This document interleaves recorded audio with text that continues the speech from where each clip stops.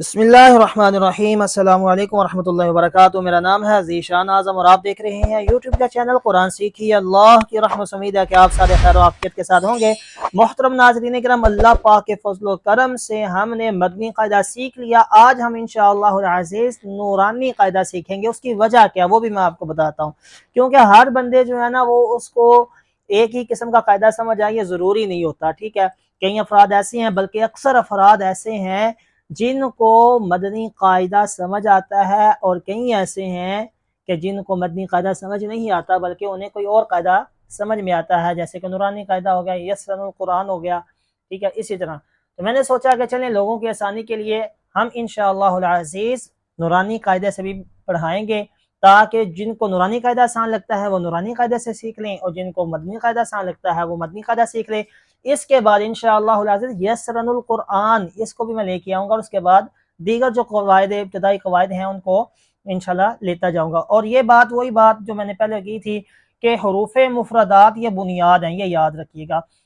جس بندے کے حروف مفردات درست ہو جاتی ہیں، بلکہ اس کی جو ہے نا وہ آدھی عربک درست ہو جاتی ہے، ٹھیک ہے، قرآن کریم اس کا درست ہو جاتا ہے، لیکن جس کے حروف مفردات درست نہیں رہتے نا، اس کا پھر جو ہے نا وہ وہی کام رہتا ہے، جہاں سے وہ چلتا ہے بیچارہ وہیں پہ اٹکا رہتا ہے، کیونکہ یہ بنیاد ہی اگر کمزور ہوگی تو آپ سمجھتے ہیں کہ عمارت کیسے کھڑی ہو سکتی ہے۔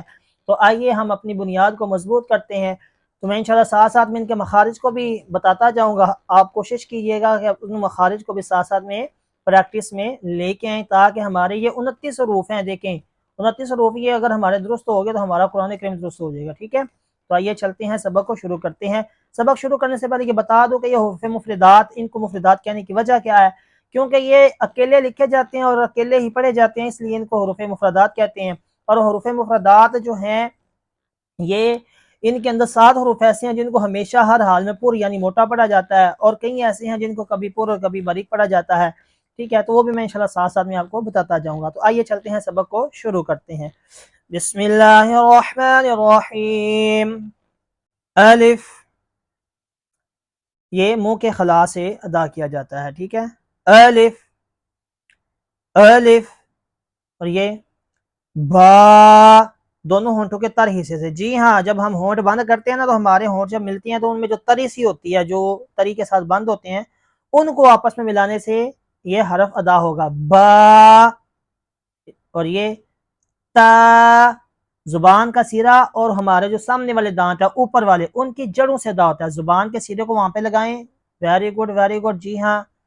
اب آواز کو نکالیں تو یہ حرف ادا ہوگا تا تا، ٹھیک ہے۔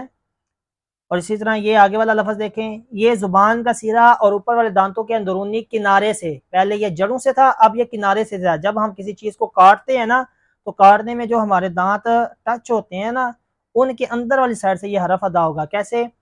فا فا، سیٹی نہیں آنی چاہیے اس میں، یہ یاد رکھیے گا، فا۔ اسی طرح آگے والا جیم، اس کو لمبا کر کے پڑھنا ہے۔ میں نے دیکھا کئی افراد جو نا جیم پڑھاتے ہیں، جیم نہیں، یہ جیم لمبا کر کے پڑھائیں گے، کیوں؟ کیونکہ یہاں پہ مد لازم استعمال ہو رہا ہے، ٹھیک ہے۔ وہ جب مدات کا سبق آئے گا میں وہاں پر ایکسپلین کروں گا، ٹھیک ہے۔ تو یہ زبان کے درمیان اور تالوں کے درمیان سے ادا کیا جاتا ہے۔ حلق کے درمیان والے حصے سے، ہمارا یہ جو گلا ہے نا اس کو حلق کہتے ہیں، ٹھیک ہے۔ تو اس میں ہمارا جو درمیان والا حلق ہے نا، جہاں پہ ابری ہوئی ہڈی ہوتی ہے، ٹھیک ہے، ہاں جی، یہ والی، یہاں سے یہ حرف ادا ہوتا ہے، کیسے؟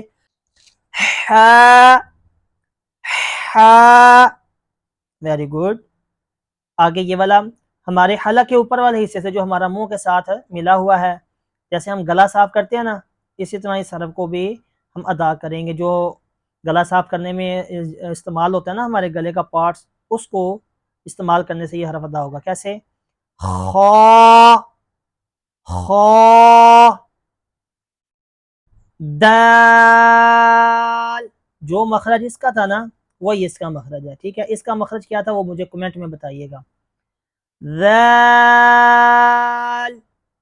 اس کا جو میں نے مخرج بتایا تھا نا وہی مخرج اس کا، مخرج کہتے ہیں نکلنے کی جگہ سے، جہاں سے حروف کو نکالا جاتا ہے، ادا کیا جاتا ہے، اس کو مخرج کہتے ہیں، ٹھیک ہے۔ واہ، یہ زبان کی نوک اور انیاب سے ثنایا تک کے مسوڑوں سے ادا کیا جاتا ہے، ٹھیک ہے۔ वा वा, ठीक है। आगे ज, ये जुबान की नोक और ऊपर वाले दांत और नीचे वाले दांतों को जब हम बंद करते हैं, मिलाते हैं, तो उनमें ना लाइन सी बन जाती है। उस लाइन में ना जुबान की नोक को रखने से जब इस हरफ को पढ़ेंगे तो ये हरफ अदा होगा कैसे, ज, और ये हरूफ सफीरिया यानी सीटी वाले हरूफ में से भी है, यानी इन हरूफ को अदा करते वक्त सीटी की तरह आवाज आती है। इसी तरह ये भी सीन सीन। आगे ये वाला, जो मखरज इसका था ना वही मखरज इसका भी है, शीन शीन।